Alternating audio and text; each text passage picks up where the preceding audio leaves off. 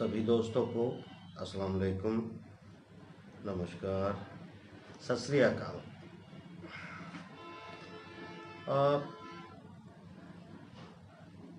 हो सके तो शेयर कर लीजिए। बहुत क्रिटिकल सिचुएशन हो चुकी है यूक्रेन में इस वक्त। थोड़ा सा तफसील से बात करते हैं कि क्या इस वक्त सूरत हाल बन रही है। करंट ठीक 1 मिनट पहले एक तरह से यूक्रेन के अंदर यूक्रेनी फोर्सेस ने अपने ही स्टेट के अंदर बड़े तोप खाने हथियार का इस्तेमाल करना शुरू कर दिया है और यूक्रेन के ही इस हिस्से में काफ़ी नुकसान भी हो रहा है। एक बिजली घर को भी उड़ा दिया गया है। एक सिटी हॉस्पिटल रशिया के अंदर रशिया का एफएसबी का जो ऑफिस था यूक्रेन के द्वारा बमबारी करके उड़ा दिया गया है, जो रूस का था। तो इसका मतलब जो अभी हम लोगों को नज़र आ रहा है मित्रों, सिचुएशन जैसा कि मैंने पहले आप लोगों को बयान की थी, मेरी भी आप स्थिति देख रहे होंगे। ठीक से बोला नहीं जा रहा है तो स्थिति तो काफ़ी ख़राब है, बहुत अच्छी नहीं कही जा सकती तबीयत की, तो इसलिए मैं फोर्थ नहीं कर पा रहा हूँ। सिचुएशन समझने के लिए आते हैं कि अभी क्या चल रहा है रिसेंट, और क्या वाकई बिल्कुल अब मजबूरी हो गई है रशिया के पास कि युद्ध छेड़ना ही पड़ेगा या यूक्रेन को अपने कब्जे में लेना ही पड़ेगा, या कोई और रास्ता भी बचा है। इसे समझने से पहले मेरे ख्याल से हम लोगों को ये समझना चाहिए फिलहाल कि जिस तरीके से पुतिन के और फ्रांस के राष्ट्रपति के बीच में बातचीत चली, कई राउंड बातचीत हुई, लंबी लंबी बातचीत हुई है। फ्रांस के अलावा जर्मनी के रास्ते नोर्ड 2 यानी गैस के पाइपलाइन आनी है, वो आपको पता है। हमने जिक्र किया था कि आधे अधूरे मन से जर्मनी भी चाहता है कि किसी तरह की पाबंदियों के घेरे में रशिया ना आए और ये मामला किसी तरह निपट जाए। अलबत्ता अगर नाटो का रुख या ऐलान कोई होगा तो यकीनी तौर पर एक नाटो के फैसले के साथ इनको जाना पड़ेगा। मगर फ्रांस की सिचुएशन तो बिल्कुल अलग इसलिए भी हो जाती है कि फ्रांस ने ऑस्ट्रेलिया के साथ जो संधियां उसकी चल रही थी उनको तोड़ दिया पूरी तरह। अब वो ख़त्म समझो, परमाणु पनडुब्बी देने की, बनाने की, बहुत सारे वेपन्स की ऑस्ट्रेलिया के साथ डीले थी। यानी इंग्लैंड से, ब्रिटानिया से काफ़ी बरहम है, काफ़ी खफा है फ्रांस। इसका मतलब ये है कि नाटो के अंदर काफ़ी बड़े लेवल पर फूट जो है वो पड़ चुकी है और ऐसी स्थिति का पुतिन के पास अच्छा मौका है फ़ायदा उठाने का, मेरे ख्याल से, कि वो जो सूरत हाल अभी यूक्रेन में सामने आ रही है उसको देखा जाए। तो अलग अलग दावे हैं, पश्चिमी मीडिया या कुछ और मीडिया वो ये कहने की कोशिश भी करेगा या कर रहा होगा कि अभी रूस की तरफ से यूक्रेन के ऊपर हमले शुरू कर दिए गए हैं और बिजली घर और अस्पताल या इन सब चीज़ों को डिस्ट्रॉय किया जा रहा है। अलबत्ता ये आधा ही सच होगा।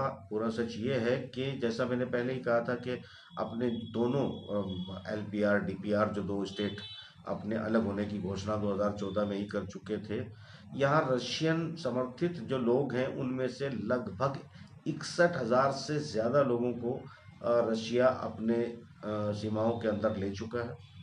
पलायन जारी है और अभी 1 मिनट पहले यूक्रेन ने भारी भरकम हमले उन पर बढ़ा दिए हैं। मुझे फिलहाल ये लग रहा है, देखते क्या होता है शाम तक या रात तक, क्योंकि अमेरिका के राष्ट्रपति जो बाइडेन की बहुत बेइज्जती हो चुकी है, सीआईए की, उनकी इंफॉर्मेशन सिस्टम की, दुनिया भर में काफ़ी किरकिरी हो रही है और किरकिरी इस मायने में भी हो रही है कि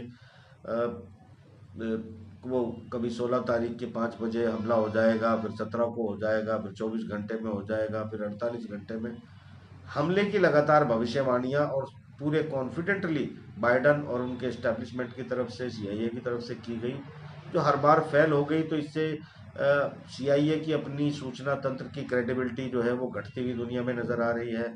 जो बाइडन की अपनी अमेरिका का जो वो दुनिया को एडवाइस देते हैं, दुनिया को सूचना देते हैं और सूचना देने के ठेके कॉन्ट्रैक्ट भी वो लेते हैं कि तुम्हारी हिफाजत के लिए हम तुम्हारे खुफिया विभाग से सूचनाएं आपको पहले ही प्रोवाइड कर देंगे, तो वो पहले किसी को क्या प्रोवाइड करेंगे, उनकी खुद की लगातार घटती क्रेडिबिलिटी और आखिरी मौके के तौर पर उनको यूक्रेन में रशिया को घेरने की जो कोशिशें हैं, ब्रिटेन की तरफ से एग्रेशन, क्योंकि मैं तो मेरा साफ स्पष्ट मानना है कि अमेरिका जो भी एक्ट कर रहा है उसके पीछे ब्रिटेन है।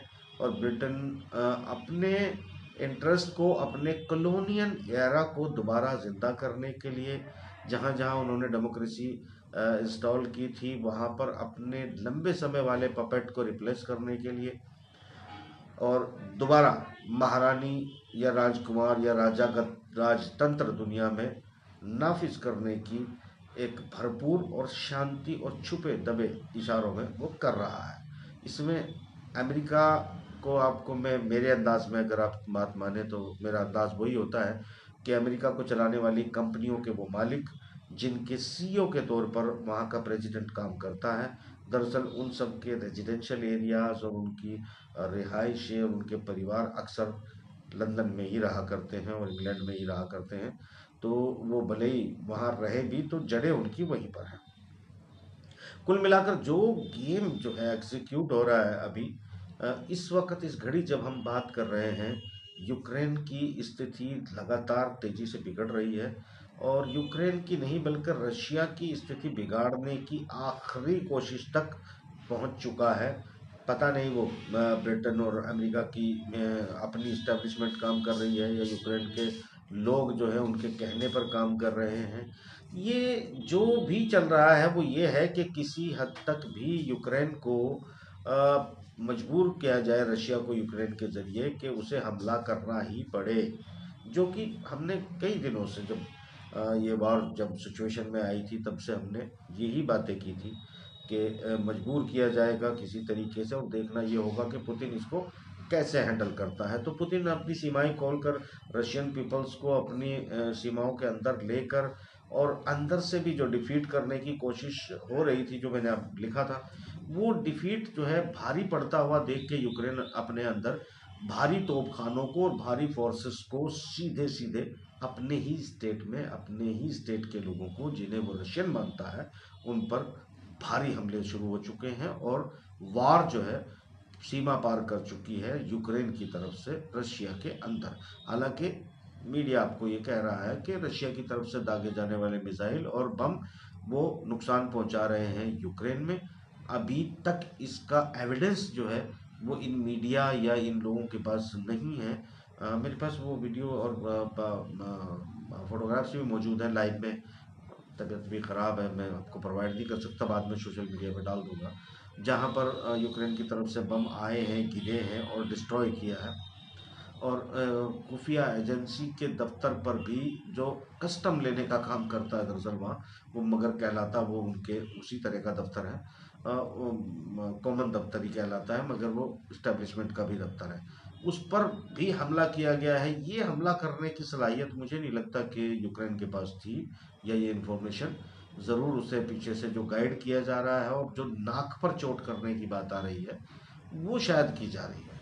तो इस वक्त जो इस घड़ी खेल शुरू हुआ है वो ये है कि रशिया को मजबूर किया जाए कि वो युद्ध में उतरे और फुल फ्लैश हमला कर दे। जबकि मैंने कल ये लिखा था कि रशिया इंतज़ार कर रहा है और ये डाउट जाहिर किया है कि यूक्रेन एलपीआर और डीपीआर में फुल फ्लैश अटैक करेगा, और वो इस घड़ी जब हम बात कर रहे हैं वो फुल फ्लैश अटैक कर चुका है और अपनी हमलों को बढ़ा दिया है, फोर्सेस को बढ़ा दिया है।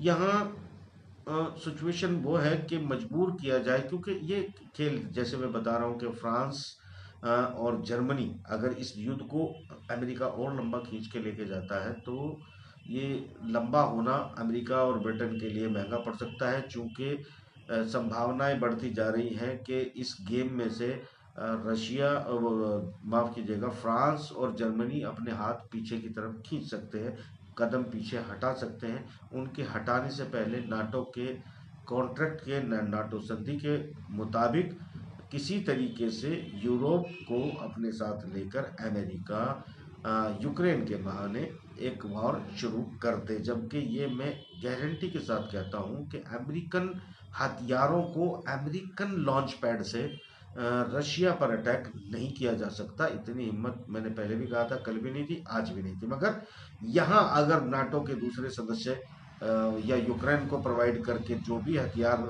रशिया को फुल फ्लैश युद्ध में अगर खींच लिया जाता है, तो ये आग पोलैंड और बेलारूस के आसपास भी सरहदों पर सुलग सकती है। जबकि यहाँ पर रशिया भारी डिप्लॉयमेंट कर चुका है, और जिस तरह फ्रांस और ऑस्ट्रेलिया के संबंध लगभग और ब्रिटेन के भी बिगड़ते हुए नजर आ रहे हैं, ऐसे में एक आखिरी मौके के तौर पर इधर जब आग सुलग कर तेजी से भड़केगी, तो मसला ताइवान का भी शुरू हो सकता है। और ताइवान का अगर मसला उखड़ जाता है तो चीन इस युद्ध में शामिल हो जाएगा, जो कि मुझे लगता है मुख्य टास्क उसमें से एक है। क्योंकि ये बात सभी एक्सपर्ट जानते हैं कि अगर यूक्रेन पर हमले करने पर रशिया शुरू हुआ, तो वो 6 से 8 घंटों में यूक्रेन को अपने कब्जे में ले लेगा। और ऐसी सूरत में जो दूसरी जगह है वहाँ पर आप हमला करने के नाम पर या फिर यूक्रेन का तहफ़्फ़ुज़ करने के नाम पर फौजी मूवमेंट बढ़ाने का बहाना नाटो को, अमेरिका को मिल सकता है, जो साउथ चाइना सी आग में बदल सकता है। और अगर ये आग आग में बदलता सकता है, तो मुझे लगता है कि तनाव फिर भारत, चीन, पाकिस्तान, बांग्लादेश, नेपाल, इन सब इलाकों में भी फैलने की संभावनाएं बढ़ जाएंगी। और मुझे लगता है मुख्य टास्क भी वही है।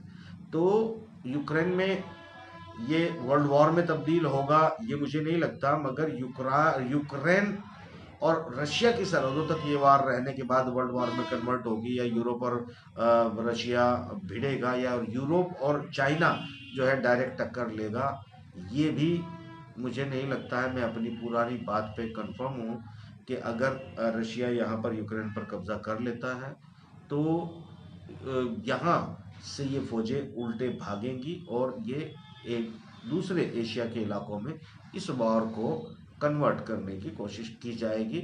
पाबंदियों की स्थिति ब्रिटेन की तरफ से ये कहा जाना कि हम रशिया पे पाबंदियां इतनी लगाएंगे कि डॉलर से उसका रिश्ता खत्म कर देंगे। यहाँ ये तो बात मैं सिचुएशन आपको बता चुका हूँ, आगे की सिचुएशन बता देता हूँ कि आत्मघाती खेल खेल रहे हैं। ये डॉलर से क्या डिस्कनेक्ट करेंगे? रशिया और चाइना पहले से ही डॉलर से डिस्कनेक्ट करना चाहता है, और कल का बयान बाइडन का ये स्पष्ट करता है कि चाइना का उद्योग जो है वो दुनिया के उद्योग को भारी नुकसान पहुंचा रहा है। तो असल पीड़ा घूम फिर कर जो हम आपसे पिछले 5-7 सालों से बात करते आए हैं, मामला वहीं आकर टिक जाता है। यानी टारगेट जो है चाइना के इंडस्ट्री, उसकी राहदारी, उसके विकास को रोकना, उसकी पहुंच को बंद करना, जो यूक्रेन में युद्ध करके पूरा नहीं होता है। अगर चाइना के उस गोल को जो बाइडन ने जिक्र किया है उसको हासिल करना है इन्हें, तो यकीनी तौर पर अरब सागर, प्रशांत महासागर, इन सब में युद्ध को इन्हें घसीटना होगा। और वही कोशिश इस वक्त चल रही है, जिसे अभी तक रशिया ने नाकाम बनाया है। मगर अब सिचुएशन ये हो गई है कि अपने स्टेट में हमले करने के बहाने से भारी आर्टिलरी और भारी जो है मिसाइलों तक का इस्तेमाल करते हुए यूक्रेन या यूक्रेन के साथ मिलकर काम करने वाले वो लोग जो प्लांट किए गए हैं पश्चिम द्वारा ट्रेंड मामलों में, वो रशिया पर डायरेक्ट हमलों को बढ़ा सकते हैं, जो कि मिस फायर कहकर कंफ्यूज करने की कोशिश की जाएगी। मगर उनको रोकने के लिए रशिया को हमला करना ही पड़ेगा। और आखिरकार मुझे लगता है कि बाइडन फाइनली ये तय कर चुके हैं कि किसी भी तरीके से रशिया पर हमलों को बढ़ाते हुए उसे मजबूर किया जाए कि वो यूक्रेन पर हमला कर दे। जबकि सिचुएशन जो है वहाँ मेरे ख्याल से अब यूक्रेन बिजली के बहरान से भी तकलीफ में आ जाएगा। और अभी तक कुछ भारी वेपन का इस्तेमाल करने की ज़रूरत रशिया को नहीं पड़ी है।